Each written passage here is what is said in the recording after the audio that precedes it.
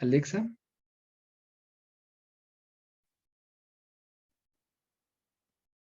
Valeria. Presente, profesor. Gracias. Virginia. Presente, profe. Gracias. Aranza. Luis Emanuel. Presente, profe. Gracias. Mitzi Giovanna. Presente, profe. Gracias. Darío. Presente, profe. Gracias. Jaime. Presente. Gracias. Diego Ismael.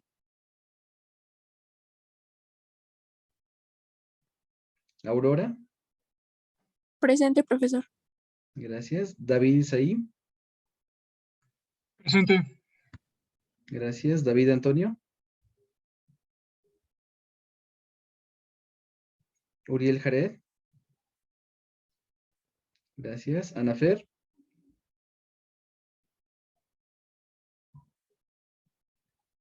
Luis Jerome. Presente, profe. Gracias. Adrián. Presente, profe. Gracias. Claudia Gabriela. Presente. Gracias. Paola. Presente, profe. Gracias. Tiffany. Presente, profe. Gracias. Luis Ángel. Presente, profe. Gracias. Carlos. Presente. Gracias. Y Josué Eliu. Presente. Gracias, compañeros. ¿Falta alguien? Yo, profe, Pérez Vargas. Gracias, Anafer. Gracias. Profesor, hay Por una nada. compañera que intenta entrar desde hace rato y no, creo que no la ha aceptado. Me mandó mensaje que si le podía decir. Dijo, es que no me aparece nadie en la sala de espera. ¿Quién es? Ok, es Dana Michelle. A ver, creo que ya apareció. A ver, si ahorita puede entrar. Muchas gracias. Pues, como les comentaba, recibimos los profesores por parte de la dirección una circular que nos cambia un poquito el juego, porque pensábamos que a diferencia del semestre pasado, pues tendríamos en un poquito de más tiempo, lo cual no va a ser así, toda vez que nos han pedido que para entrar a dar calificaciones para ustedes tendríamos que empezar el 11 de junio y como último día para calificaciones finales con ustedes tendríamos el 20 de junio. Esto no nos cambia la dinámica, simplemente se acelera un poco. Afortunadamente esta unidad número 3 consta de aproximadamente 6 puntos, lo cual pues yo esperaría entre el día de hoy y el día viernes acabar la unidad 3. Eso nos daría tiempo a que el día, tendremos nuestra clase última sería el jueves 3 de junio y el lunes 7 estaríamos presentando nuestro último examen. Esto con el objetivo de que el jueves 10, de hecho, podamos tener también la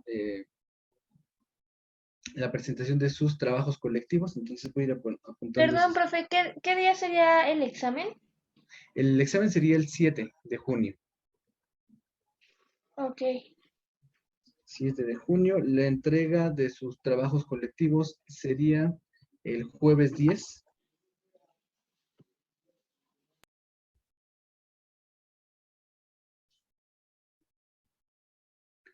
Para que de esa manera nosotros el lunes 14 le estaríamos entregando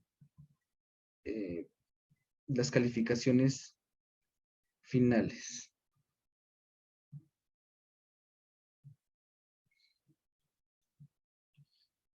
Y así si tuviéramos alguna situación, podamos tener todavía esa semana para generar todos los cambios que necesitemos, teniendo en consideración que el 20 de junio, que es domingo, tendríamos como último día para nosotros cerrar sus calificaciones, pues lo podamos tener y sin ningún problema ya estaríamos terminando el curso. Una semana antes, de hecho, una semana y media antes, estaríamos terminándolo antes. ¿Tenemos alguna duda sobre esto, compañeros? No. No, No, profe.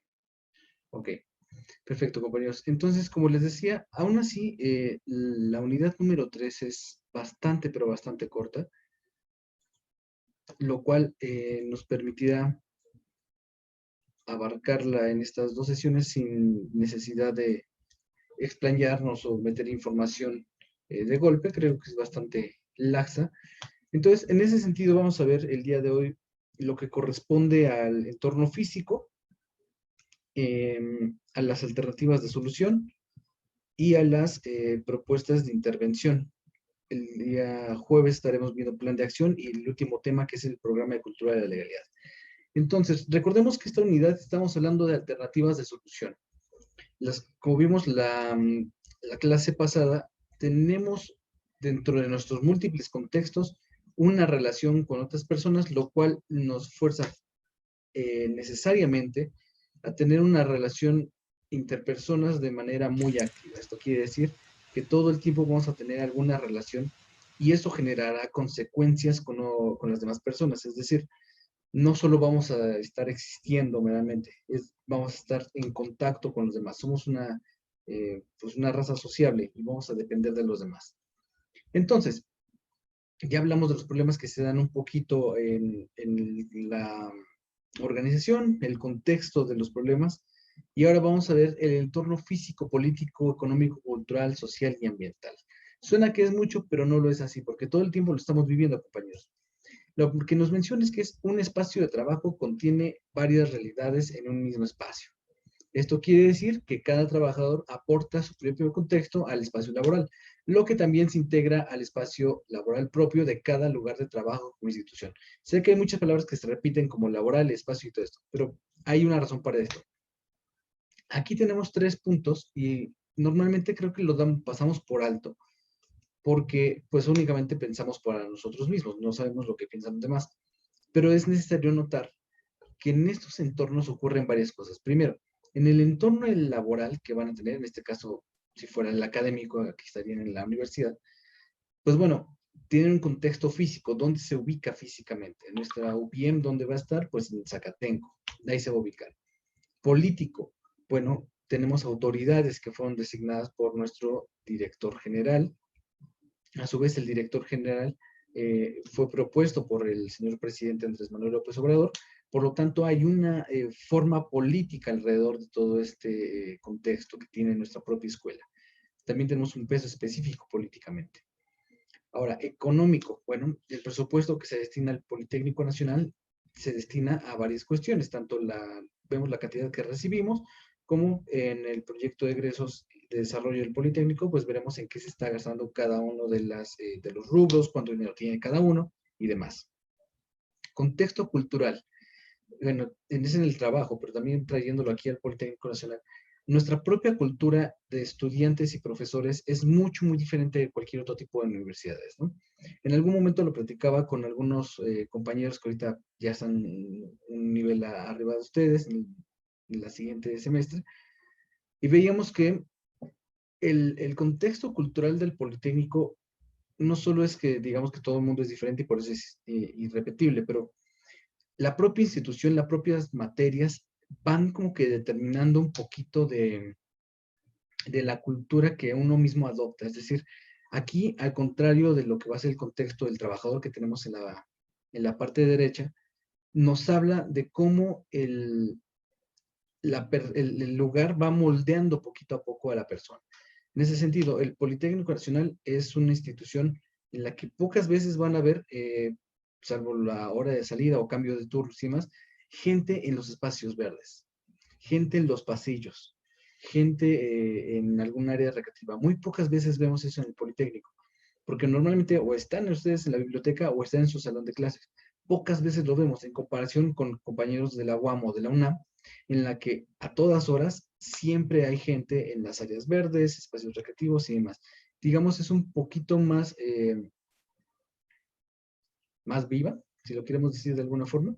Ellos tienden un poquito más hacia lo social, en la propia materia, y los del Politécnico no. Y la razón que todos al final de cuentas pensamos que la propia materia de la ingeniería pues requiere tal vez un poquito más de enfocarse en lo que se va realizando. No es que a ustedes no les guste la parte social, no, por el contrario, la parte social es lo que ellos realizan todo el tiempo, ¿no? Aparte, terminan de ver sus materias y si están estudiando sociología y lo demás, pues bueno, platican sobre esas materias y lo hacen en el área verde. Entonces, la propia cultura de la universidad nos va moldeando. Lo mismo ocurre en el trabajo. Cuando lleguen a trabajar en algún espacio, poco a poco, pues nos vamos adaptando a donde llegamos. Si el espacio ya es muy callado o tiene formas muy específicas, nosotros los vamos a ir amoldando con el objetivo de poder permearnos dentro de la organización. Ahora, el propio contexto laboral también tiene un aspecto social, es decir, cómo se van relacionando las personas al interior. Hay espacios en los que es muy complicada la relación y habrá otros en los que fluye sin total problemática. Lo que es necesario notar es ver cómo son estos modos. Es decir, cuando llegamos a un espacio, si todas las personas, digamos, el lenguaje que usan, incluso estando en uno a uno, es un lenguaje muy formal, pues tal vez no nos atreveríamos a utilizar un lenguaje más laxo o inclusive altisonante, ¿no? No nos pasaría por la cabeza el hacerlo porque sabríamos que estaríamos siendo rechazados por el propio contexto. Y finalmente el espacio ambiental. ¿Qué nos habla de esto? Más allá de todo lo que está alrededor, pues también hablamos de un ambiente que se crea, es un ambiente enriquecido. La organización todo el tiempo va a estar tomando parámetros de todo lo anterior y eso en su conjunto se denomina ambiente. ¿Cómo es el ambiente de tu trabajo? Pues bueno, algunos dirán que hay muchos chismes de trabajo, con el jefe no me llevo muy bien, todos llegan tarde, a comparación de tal vez otros espacios en los que es imposible llegar tarde, porque entonces habría una repercusión muy alta. Eso nos habla de cómo está la situación al interior en los contextos político, económico, social, cultural, y eso da un ambiente específico de cada uno. Ahora, ya tenemos la parte del trabajo, pero ¿qué sucede con el trabajador? Dijimos que toda persona es un mundo al interior, ¿no? Bueno, y el trabajador no es excepción. Ya hablamos del lugar donde nos vamos a desempeñar, que es el trabajo, la propia institución. Pero el trabajador aporta estos mismos elementos de forma individual. Cada uno va a tener un contexto específico. Bueno, ¿cuál es el contexto específico? ¿Cuál es el espacio físico del trabajador? Todos tenemos un espacio para trabajar, pero siempre hay distinciones, ¿no? No todos tienen oficina, algunos tendrán algún coworking, algunos trabajarán a distancia, algunos trabajarán en una mesa redonda. Es muy diferente el contexto del trabajador a un contexto de la institución. Político, pues bueno, todos tenemos literalmente, y sobre todo en estos procesos electorales que están a punto de terminar, una idea política. Todos tenemos alguna preferencia sobre lo que tenemos alrededor, y eso se manifiesta también en la parte política. Cuando alguien expresa un favoritismo, inclusive por un partido político, por una postura ideológica, está mencionándote cuáles son sus valores, cuáles son todas las acciones que permiten conocerlo, el cómo piensa. Y eso es parte de lo político. La política es la relación entre las personas. Por lo tanto, saber cómo se relaciona una persona con los demás nos deja ver cuál es su contexto político. Económico, pues todos tenemos mayor o en menor medida una cantidad económica, percepciones, egresos, ahorros, entre otras cuestiones, y eso también es muy, ¿cómo se dice? Muy determinante en el espacio laboral del trabajador, porque no es lo mismo que un trabajador gane 8,000 pesos a que pueda ganar 50,000 pesos, ¿no? A la hora de determinar o convivir con otras personas, pues también puede determinar la forma en que lo hace. Ahora, un espacio cultural del trabajador. Bueno, la cultura del trabajador también es específica. Habrá unos que tal vez lo van asociando hacia cómo piensa. ¿Cuál es la cultura del trabajador? Pues bueno, tiene una ideología de izquierda, una ideología de derecha, porque piensa que es mejor distribuir la riqueza, que nos está luchando por la misma, cosas por el estilo. Cosas que pertenecen a la propia cultura y que ya hemos visto en la primera unidad cuando hablamos de la cultura de la legalidad, ¿no? Que era cultura, todos estos aspectos que están alrededor y que determinan a la persona dentro de los parámetros para desarrollarse en una sociedad. Casi al final tenemos la parte social, que es cómo nos desempeñamos ahora en lo individual con los demás. Es lo que tal vez dirían de forma coloquial, cómo es una persona. Bueno, esta persona es alegre, siempre llega temprano, siempre te tiene una sonrisa, te saluda todo el tiempo, te tiene una respuesta rápida, o siempre tiene sueño, o no habla con nadie. Eso nos habla del contexto social propio. Ahora, ustedes vean cómo son en ese aspecto. Y también verán cómo la gente los percibe alrededor. Y finalmente, todo esto unido es el ambiente. ¿Cuál es el ambiente que aporta el trabajador? Bueno, es un trabajador que llega a su espacio laboral, que digamos es una oficina, tiene una tendencia política de derecha, no está muy a favor de algunas cuestiones sociales, como es jefe, pues tiene un económico alto, cultura, pues bueno, todo el tiempo se ha desarrollado en espacios, no sé, del medio ambiente, entonces tiene mucho conocimiento de la materia. Social, pues como es jefe no tiene tanto contacto con nosotros, sino más bien con otros directivos y que está gestionando la agenda. Y ese es el ambiente que tal vez un jefe nos estaría imponiendo. Ahora, todo esto, imagínenlo, con cada uno de los trabajadores.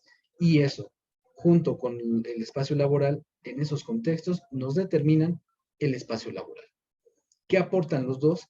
En el momento en el que llega a haber una amalgama de estos contextos, tanto el del trabajador como del espacio laboral, bueno, se fusionan y entenderemos que eso se convierte en un espacio laboral, con un propio contexto físico, muy político, económico, cultural, social y ambiental, muy dinámico. Todo el tiempo van a haber cambios y esto responde a que, sobre todo la parte del trabajador, todo el tiempo está cambiando. No es el mismo que tal vez en algún momento pudiera llegar a tener una persona. Imagínense que alguien de ustedes saca la lotería, pues bueno, su contexto económico crecería muchísimo, por lo tanto, los contextos alrededor tenderían a cambiar. Entonces, un cambio en alguno de estos contextos del trabajador puede llegar a generar desestabilidad o mejoras en algunas otras partes, y por eso mismo el contexto y el espacio laboral tienden a cambiar. ¿Tenemos alguna duda de esto, compañeros? No, profe. Perfecto. Ahora, las alternativas de solución en contra de la ilegalidad. Hemos visto a lo largo de la materia que, bueno, siempre se busca que las acciones que tengamos y que ustedes puedan realizar estén enfocadas en el Estado de Derecho. Es decir, que todas las acciones sean regidas por las normas que emanan de los poderes legalmente constituidos, hablando de reglamentos, normas oficiales, leyes, la Constitución, entre otras cuestiones. Pero antes de abundar en esta parte, lo primero que tenemos que saber es que hay una diferencia entre delitos y faltas administrativas. ¿Alguien sabría la diferencia entre estas dos?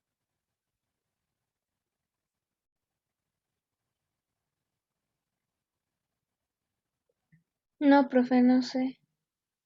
¿Mm?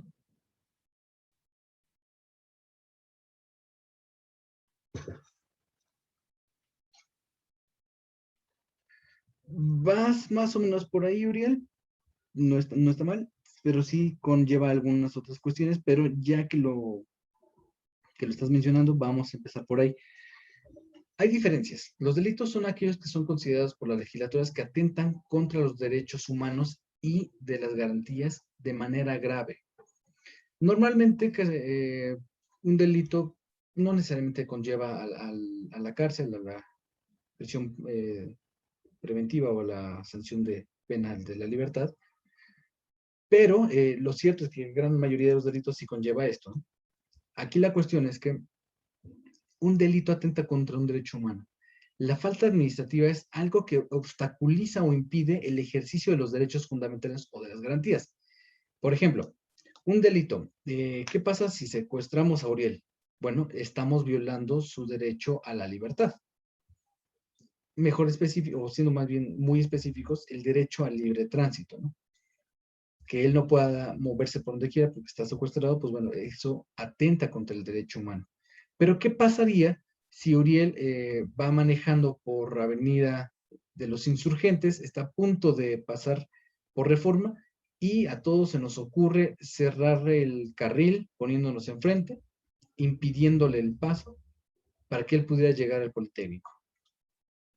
Bueno, no estamos atentando contra el derecho humano, porque no le estamos diciendo, pues no pases. O sea, la opción sería, bueno, entre un poco muy vago y exagerado, Uriel podría salirse del carro, apagarlo, dejarlo ahí y seguir su camino al Politécnico. O sea, no se le está obstaculizando, bueno, más bien estamos atentando contra su derecho al libre tránsito. Él pudiera irse en reversa y buscar otra ruta, pudiera, no sé, hacer muchas otras cosas que no necesariamente involucran el carro.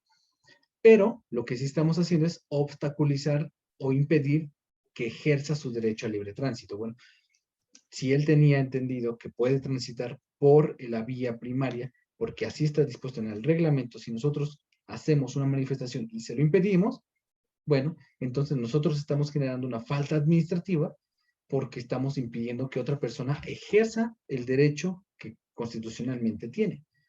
Esas son las diferencias. Uno atenta contra el derecho humano per se y otro contra el ejercicio de poder realizar ese derecho.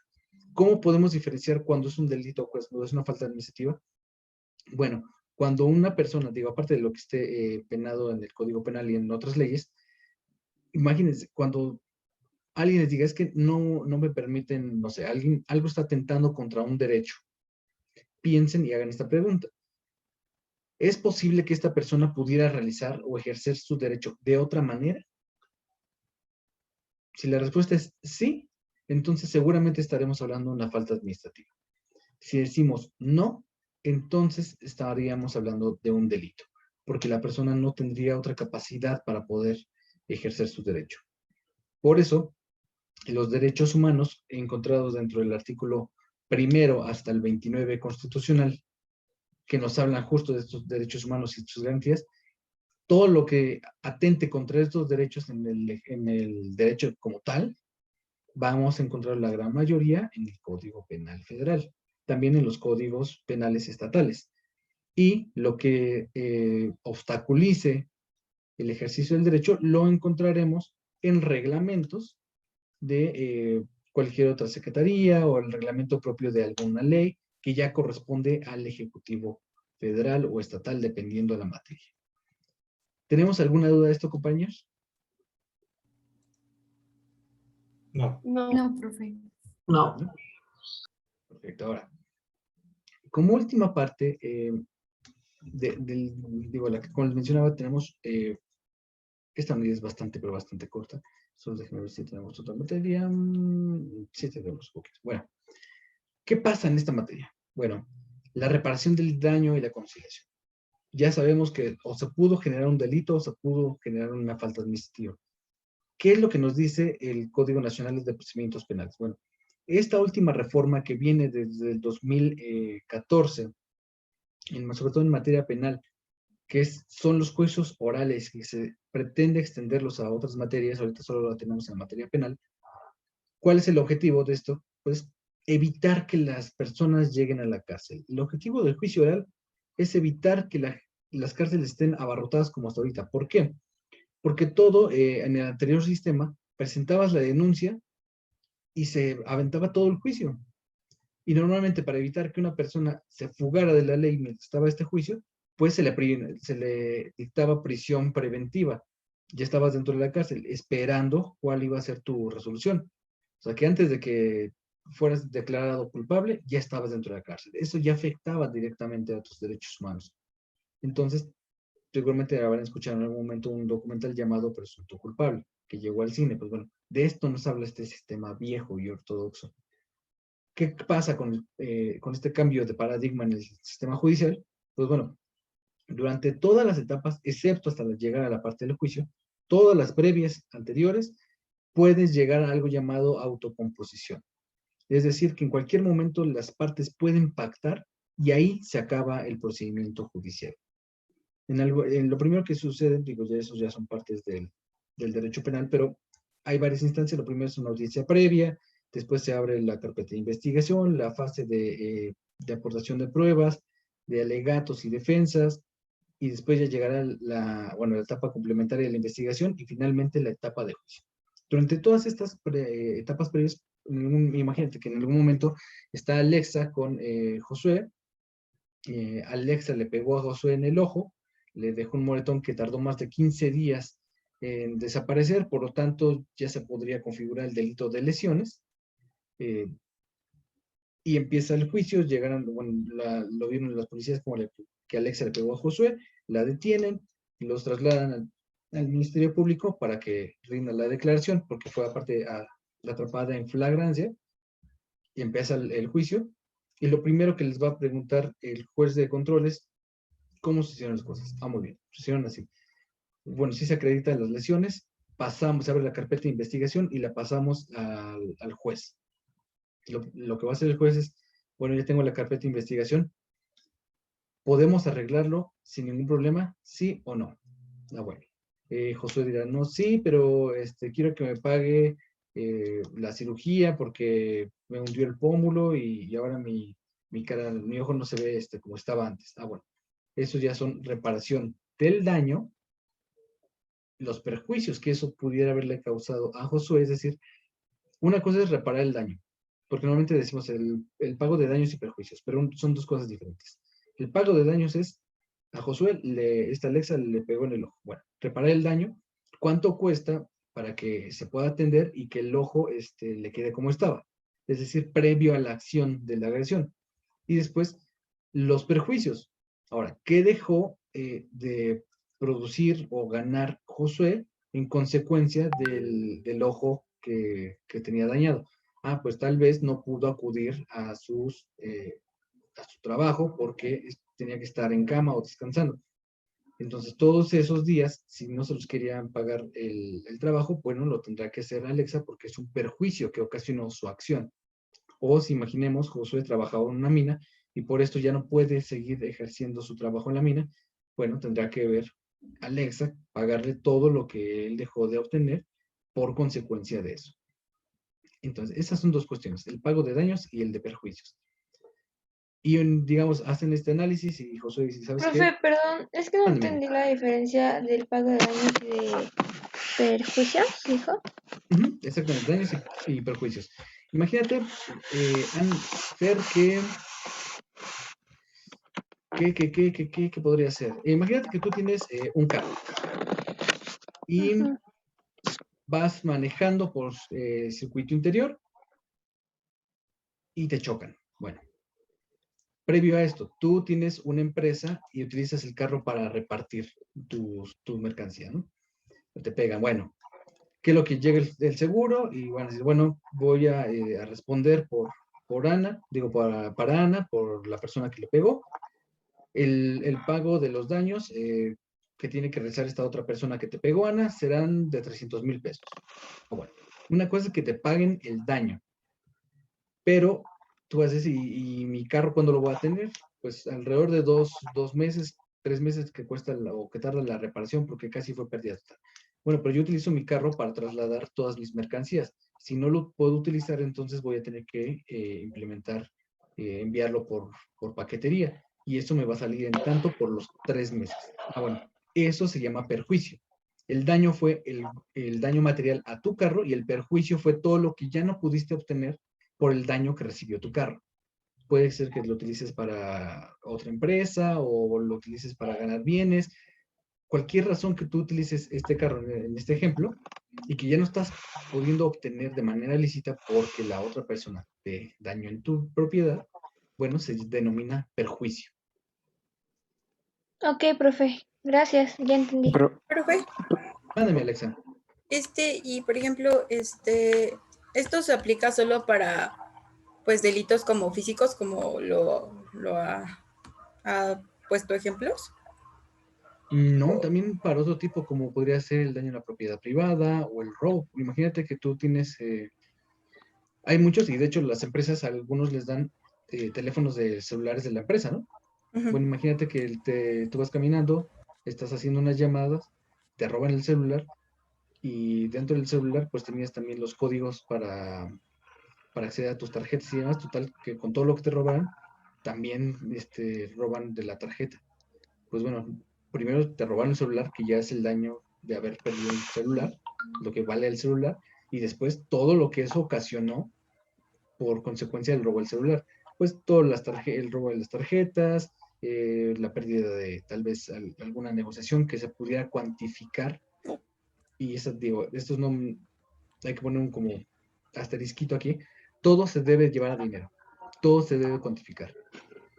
En algún momento, haciendo pequeño paréntesis, antes de continuar con lo que decía Alexa, cuando una persona muere, sabemos que la vida pues no tiene precio, pero para el juez sí debe haber un precio, sí debe haber un valor, por lo tanto, porque vamos a pagar un perjuicio, vamos a pagar una vida y vamos a dar una indemnización por esta razón, entonces sí se cuantifica todo. Y ahora, regresando al tema de Alexa, pues una cosa es lo que te robaron el celular, cuánto puede costar ese celular, y por otra parte, todo lo que eso ocasionó, que si te robaron las claves de la banca, o si hicieron compras por medio de tu celular, o si por no tener la forma de poder tener contacto con alguien, perdiste una negociación y así se perdió todo un negocio. O sea, todo lo debes de justificar y cuantificar. Si es válido, entonces te tomará con perjuicio. Ok, gracias, profe. Por nada, mándeme, José. Profe, entonces, por lo que estoy entendiendo, el perjuicio es como el daño colateral. Sí, es todo daño que fue ocasionado por el daño principal. Todo lo que tú pudiste haber ganado si hubieras continuado con tu normal desempeño de tu bien, de tu persona o de cualquier cosa que haya sido el daño principal. Ok, profe. Gracias. Perfecto. Por nada. Profe, Entonces, mándame, Mitzi. una pregunta. Es que ahorita que mencionó sobre, digamos, cuando hay un daño físico en el sentido de que alguien se muere, Ujú. o sea, ¿cómo un juez o una persona puede determinar, o sea, cuánto vale la vida de la persona que murió? Más o menos ya se tiene algo dispuesto. Si no me equivoco, son alrededor de 250,000 pesos.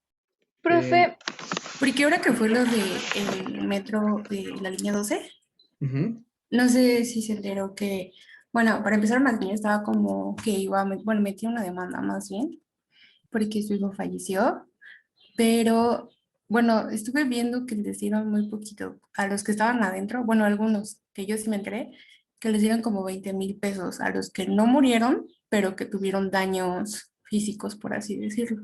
Ujú. Pero a los que fallecieron, pues no han dicho exactamente cómo, cuál es bueno, o sea, cuánto les van a dar es que no sé cómo decirlo, pero a sus familias, ¿no? de Y esa era mi duda. indemnización. Ándale, indemnización. Profe, es que yo ahí también tengo como de que esa cosquillita. Yo tengo entendido que, por decir, el precio de la vida de una persona se evalúa en los ingresos que producía en los ingresos que producía más o menos al mes o algo así. O sea, de que, por ejemplo, si atropellan a alguien en la calle y lo matan, tienen que pagarle, creo que a su familia, una cierta cantidad de acuerdo a lo que ganaba, ¿no? Eso, por ejemplo, O sería el algo así. perjuicio. Porque imaginemos, los hijos o pareja o demás van a dejar de percibir, si es que era una persona de las que dependieran, de esta persona principal, normalmente los hijos pues dejarían de recibir el dinero que su padre generaba. Por lo tanto, eso es un perjuicio, pero no Y sería un ahí el daño. daño es la muerte del papá. La muerte se tiene que evaluar por otra parte, porque imagínate que entonces muere, vamos manejando y matamos a Carlos Slim. O sea, el pago sería descomunal por la cantidad que genera Carlos Slim por el simple hecho de estar viviendo. Aquí la cuestión es que más o menos se tiene un 250,000 pesos porque se evalúan varias cosas. Es un promedio, no quiere decir que esto es para todos. Se evalúan varias cosas. El juez evalúa, uno, sí, lo que dice Fer, cuánto producía esta persona, cuántas personas son dependientes de la misma, qué edad tenía, es decir, cuánta vida se le pudo haber acortado de un desempeño normal, tenía afecciones de salud, que podrían ser enfermedades crónico-degenerativas. Imaginemos que una persona de 8 años que fue privada de la vida, pues pudo haber, por los antecedentes que tenemos, estaba en la escuela, todo estaba bien, no tenía ningún problema de salud, pues entenderíamos que de seguir con su vida pudiera haber llegado hasta los 70 años, cuestiones por el estilo. Entonces se va evaluando más o menos cuál era la posibilidad de generación económica.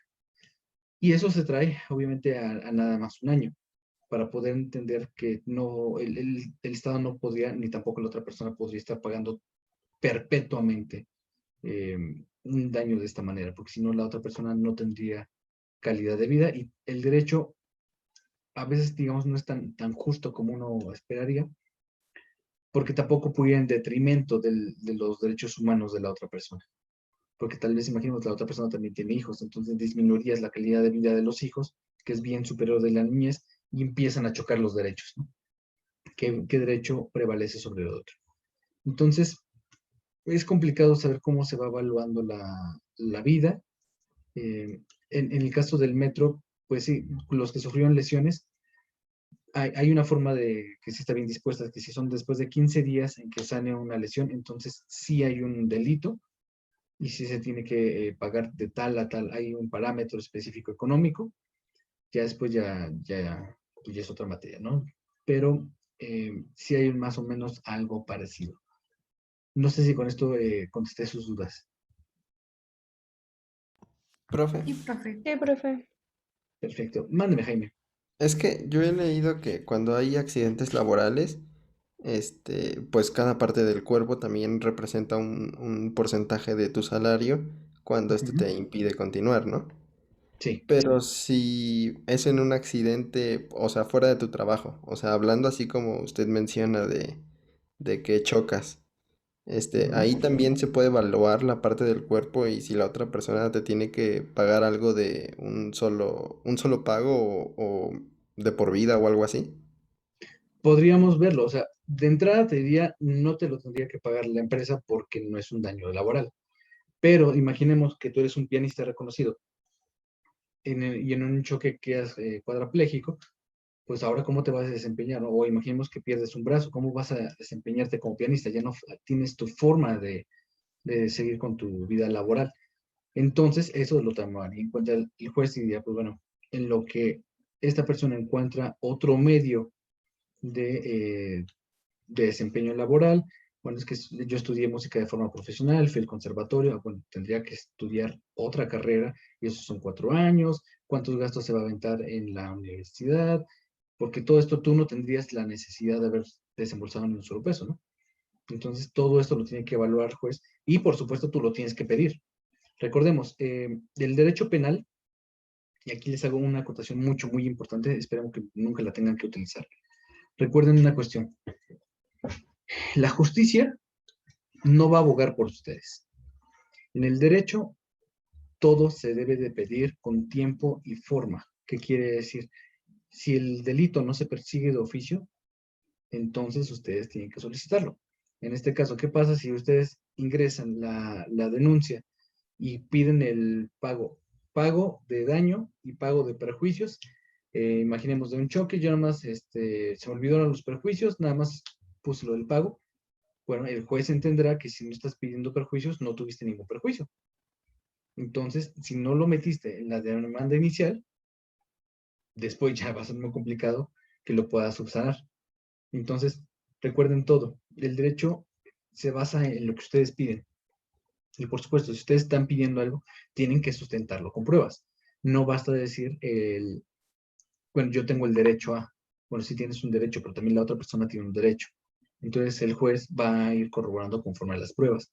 Y una cuestión más, el derecho es, todo se argumenta en sentido positivo, porque nadie está facultado a probar lo imposible. Es decir, si yo les digo ahorita, yo no fui a la comida el día de ayer. Bueno, ahí sería muy diferente a yo fui a otra parte a la hora de la comida ayer. Las dos implican que yo no estaba en el lugar donde se iba a realizar la comida. Pero en una digo que yo no fui y en otra digo que yo fui a otra parte diferente. En el derecho, como es positivo y es argumentativo sobre la positividad, si yo digo que estuve en otra parte, tengo que comprobar que estaba en esa parte.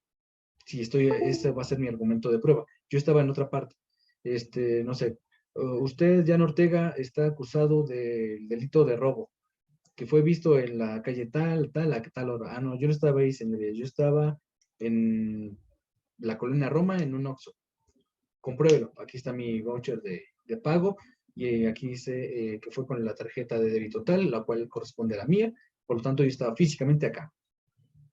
No, es que no tenemos la certeza de que nadie más haya utilizado su tarjeta. Ah, bueno, la ley dispone que para poder firmar con firma electrónica tiene que aparecer la persona con la tarjeta del titular y aparte una identificación oficial la cual corrobore que es titular de esa tarjeta, si no, no se puede realizar el pago. Ah, bueno, entonces no estaba acá. Ahí ese es mi argumento, pero si yo digo yo no estaba ahí, también es un argumento válido porque si yo digo que no estaba ahí, pues no tengo cómo corroborarte que yo no estaba ahí. Si yo digo, yo no estaba ahí, estaba en otra parte, ah, bueno, cuando hablamos de algo en positivo, ya hay una prueba, que yo estoy obligado a comprobar. Entonces, tengan cuidado, se los digo, es un pequeño consejo. Cuando lleguen, espero que nunca tengan que utilizarlo en algún ministerio público, pero recuerden, todo el derecho es positivo, y el que afirma debe probar. Si dicen que estuvieron en alguna parte, van a tener que probarlo. Pero si ustedes dicen que no estuvieron en alguna parte, no tienen que comprobar nada. Tengan cuidado nada más con la argumentación. Entonces, tenemos la reparación del daño y la conciliación. El derecho penal busca que tengamos este argumento para evitar que, en este caso, en el que Alexa le había pegado a Josué y que Josué quisiera demandarle y empezar todo el juicio que duraba años para que Alexa, mientras tanto, estuviera en la cárcel por el delito de lesiones, pues no hay necesidad. A ver, Josué, ¿cuánto te cuesta ir a América Sur o al Hospital Ángeles? Me cuesta 70,000 pesos por toda la operación y los días de consulta y todo lo que conlleva esta acción. Ah, bueno, Alexa, ¿le puedes pagar 70,000 pesos a Josué? Pues no tengo todo de golpe, pero puedo pagarle 30,000 ahorita y saco un crédito y le pago en la siguiente quincena. ¿Que lo aceptas, Josué? Sí. Ah, muy bien. Aquí se acaba, se toma la resolución, se pone, el juez lo dictamina, lo aprueba, listo, se acabó el juicio. Se le llama juicio abreviado, porque así nos evitamos toda la problemática de llegar a la cárcel. Que de todas maneras el juez va a determinar, pues, sabes que esto no amerita la cárcel. Pues Alexa tiene los medios para poder pagar a Josué, entonces no hay necesidad de. Pero para evitar tanto tiempo y el desgaste jurídico de la parte de abogados y el tiempo y todo lo que eso conlleva, pues bueno, se busca la autocomposición, que las partes siempre pacten. ¿Tenemos alguna duda de esto, compañeros? No, profe. No, profe. Profe, yo a lo que Mándeme, comentó Paula. profe Jaime, lo del trabajo, que si es como que fuera, se pagaba. Ujú. Pero según yo tengo entendido que cuando es en el transcurso, por ejemplo, de su casa a su trabajo, si le llega a ocurrir algo, sí lo toman como si fuera el accidente de trabajo, ¿no? Y se lo pagan como si estuviera trabajando. Sí, Pero exactamente. mi duda es que si también se toma de regreso. Sí, tanto el trayecto de ida a tu trabajo como del trabajo a tu casa, eso conlleva parte de la protección laboral. Solo en esas partes, pero obviamente tenemos que ver la cantidad de tiempo, ¿no? Cuando argumentamos que, no sé, a una persona fue chocada en el transcurso de su trabajo a su casa, pues normalmente dicen, bueno, ¿de dónde está el trabajo? ¿Dónde está la casa? ¿Cuál es la ruta? Si es que utilizaba alguna ruta de transporte privado o si utilizaba el transporte público, ¿cuánto tiempo se hace de aquí para acá? Pues como alrededor de hora y media. ¿Y aquí cuánto tiempo sucedió el accidente? No, pues ya llevaba 4 horas. Ya no. O sea, hay tiempos, porque entonces te presume que tú ya no estabas con camino hacia tu casa, ibas a alguna otra parte o te detuviste en alguna parte. Por lo tanto, ya el transcurso no fue de tu trabajo a tu casa, fue de tu trabajo a alguna otra parte que entonces ahí se acabó la protección jurídica. Ok, profe, gracias. Profe, Nada. Mándame, sí. pero, o sea, por ejemplo, esto mismo sucede en el seguro de la escuela, ¿no? Bueno, el que la escuela te brinda Sí, o algo así. exactamente. Ustedes están protegidos con su seguro, creo que se llama facultativo, no sé cómo se les llame aquí en el Politécnico, pero lo conocíamos en otra parte como seguro facultativo. Los protege de su casa al instituto educativo y del instituto educativo a su casa. Por eso están pagando su colegiatura. Ah, ok. Gracias. Por nada. Bueno, compañeros, esto es lo que nos habla de la reparación del daño. Vamos a buscar siempre tener una opción que no nos lleve a juicio para evitar todo este trámite engorroso. Y finalmente, la última parte que vamos a ver el día de hoy es la propuesta de intervención. Bueno, ahora, pasamos una vez más, digo, todo esto está hablándonos del contexto laboral, pero vamos a traerlo a la parte académica. Ante el conflicto interno, imaginemos que tenemos algún problema aquí en salón de clases. Bueno, lo primero que tenemos que hacer es la mediación.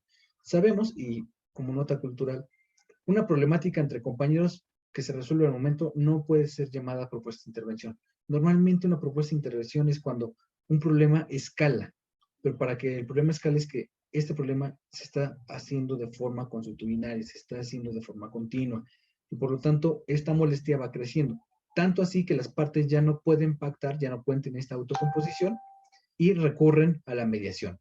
Esta propuesta de intervención pues involucra el intercambio de ideas y acción que puede estar entre una parte y la otra. Pero esto, aquí como está en la imagen, va a tener a una parte que va a mediar, que es el tercero, que se busca que sea imparcial y que goce de credibilidad de ambos, para tener legitimidad en la opinión que les va a compartir. Es decir, vamos a tener dos posiciones inamovibles, una persona o varias personas, y otra persona y varias personas, que van a tener ideas en conflicto, que ya no se pueden resolver por sí solas. Entonces, normalmente acuden a alguien más que les dé orientación o que dote de razón, que sea un tipo juzgador, no necesariamente un juez, pero sí que juzgue la acción y que pueda decir, ¿sabes qué? Esta persona tiene un mayor argumento o tiene mayores razones por las cuales la razón la asiste. Y aquí lo que hablamos es que este tercero tiene que ser imparcial. Primera característica. Segunda, gozar de credibilidad por ambas partes. Es decir, que ambas partes reconozcan que esta persona puede ser imparcial. Porque imaginemos en una problemática, una vez más, Josué y Alexa. Alexa argumenta que Josué fue el que la provocó, Josué al revés, y ponen como mediadora a la mamá de Alexa. Pues Josué va a decir, ¿sabes qué? Va a estar a favor de ti, Alexa. Esto no puede ser justo porque no hay algo que garantice la legitimidad de una forma de juzgar imparcial. Va a estar de tu lado, me va a atacar, no va a ser justo.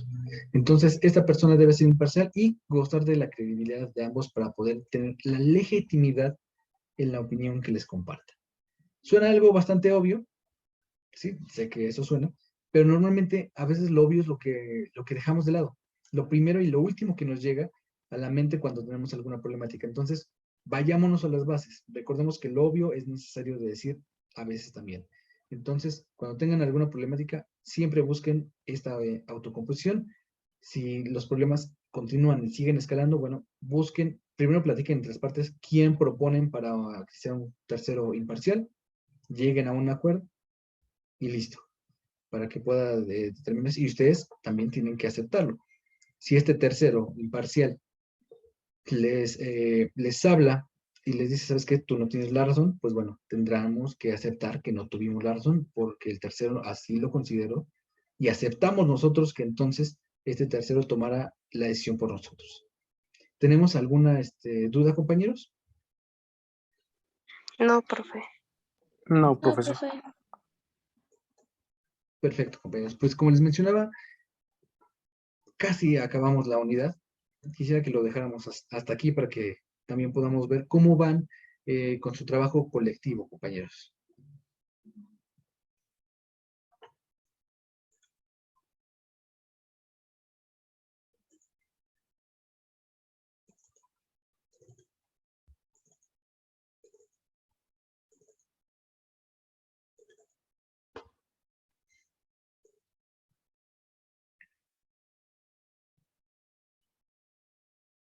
O no tenemos todavía la parte del trabajo colectivo, de qué es lo que vamos a hacer. No, profe. ¿No? Ok. Bueno, como sabemos, ya tenemos el tiempo encima y tendríamos entonces hasta el 10 de junio para realizar este trabajo, es decir, tenemos 10 días, que a veces pueden sonar mucho, pero creo que no lo es tanto.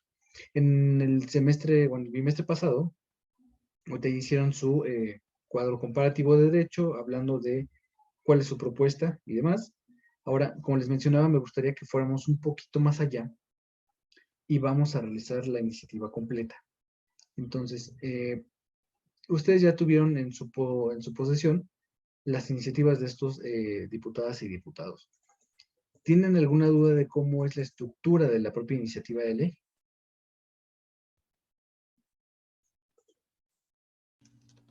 ¿De la que ya está propuesta?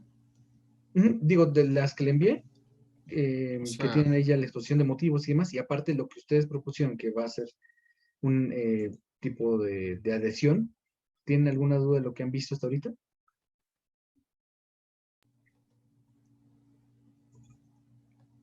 No, yo creo que no. Ok. Vamos entonces, les voy a mostrar muy rápido esta iniciativa, que es de uno de los compañeros, que es en materia de salud. Y se les muestro esta porque está corta, tiene solo 5 páginas, y yo esperaría que pudiéramos hacer algo de la misma forma, entre 5, máximo 10 páginas. ¿Qué es lo primero que van a hacer? Ustedes tienen acá arriba el nombre de la iniciativa. ¿Cuál es el objetivo? El que adiciona el artículo 468 de la Ley General de Salud a cargo del diputado Peña Marshall del PES. Bueno. Eso lo van a poner ustedes dependiendo de su propia iniciativa, que es las que ya estuvieron analizando y crearon una nueva propuesta. Bueno, aquí los que van a poner, esto nos lo vamos a brincar porque es el fundamento jurídico por el cual los y las diputadas pueden presentar iniciativas al Congreso de la Unión. Pero sí nos vamos a ir directamente a la exposición de motivos. En el trabajo anterior, pues ya ustedes argumentaron por qué esta adhesión que estaban haciendo, esta nueva propuesta jurídica, tendría lugar. Bueno, por favor, trabajen esta misma exposición con lo que hemos visto y lo que platicamos cuando se presentaron. Bueno, enriquezcan un poquito más la exposición de motivos. Busquen derecho comparado en el sentido de, pues esta iniciativa no es la única en la materia, en delitos de agresión contra el personal de salud. Por lo menos 4 o 5 diputados metieron igual una iniciativa para sancionar a quienes lastimaran o dañaran al personal de salud, sobre todo en tiempos de pandemia, y hay mucha exposición de motivo. Comparen cuáles son sus propuestas, busquen robustecer sus propios argumentos. Recuerden con lo que les acabo de decir, en derecho el que afirma debe probar. Entonces, si alguien dijera, este es un problema, el que estén asesinando, o sea, a los médicos, es un problema de seguridad nacional. Bueno, tendría que estar argumentando por qué es un problema de seguridad nacional. Vean sus exposiciones de motivos y vayan dotando de pruebas a lo que ustedes van mencionando, para que sea un activo más robusto. Y esto lo van a estar como, bueno, la siguiente clase les voy a preguntar igual cómo van, porque el día 10 que lo presenten, y que ya vamos a tener más o menos todo armado, yo esperaría el 14 que les doy la calificación, ese mismo día antes ir al Senado de la República a entregar sus iniciativas con sus nombres y correos electrónicos a la Oficialía de Partes para que sea turnada informada a los senadores, y ellos tendrán que responderles sí o sí a sus correos electrónicos, y veremos qué les dicen, si lo consideran de importancia, sí o no, o por qué no lo están haciendo, o sí lo están haciendo. Entonces, vamos a hacer esa última parte. Robustezcan su exposición de motivos, y cuando lleguen a la parte del cuadro de derecho comparado, hagan igual. Texto vigente, que es lo que actualmente está en la ley. Recordemos, en este ejercicio pasado, en la parte de en medio tenían la propuesta del diputado. Quiten esa propuesta del diputado y dejen únicamente su propuesta como equipo, para que tengamos un cuadro muy similar a este. Texto vigente y texto propuesto. Vamos a hacer esta similitud como que ustedes fueran diputados o diputadas, senadoras y senadores. Y después al final vamos a adicionar simplemente esto. Lo que tengan en su cuadro lo vamos a pegar acá en su artículo. Pero eso lo vamos a estar haciendo hasta que presentemos su trabajo colectivo. Vamos a tener la siguiente sesión, como tenemos 2 temas muy cortos, mucho tiempo para trabajar en equipo, entonces haremos sesiones de grupo y ahí vamos a ir trabajando. ¿Les parece, compañeros? Sí, profesor. Sí, profe. Sí, profe. Perfecto, compañeros. Pues entonces, como les mencionaba, vamos a dejarlo hasta aquí, para que también tengan un tiempo de descanso previo a su siguiente clase. Por favor, a los compañeros que faltaron, infórmenles de las nuevas fechas que vamos a tener en virtud de esta circular. Se la repito, examen el 7 de junio, que será sobre toda la unidad 3, el trabajo colectivo el 10 de junio, y yo les entrego calificaciones tanto del tercer bimestre como finales el 14 de junio. ¿Tenemos alguna duda de esto, compañeros? No, profe. No, profe. Perfecto, compañeros. Pues no me queda más que desearles una muy bonita tarde y nos saludamos la siguiente sesión. Cuídense mucho. Hasta luego. Gracias, profe. Hasta Igualmente, luego. gracias, De nada, hasta hasta luego. luego.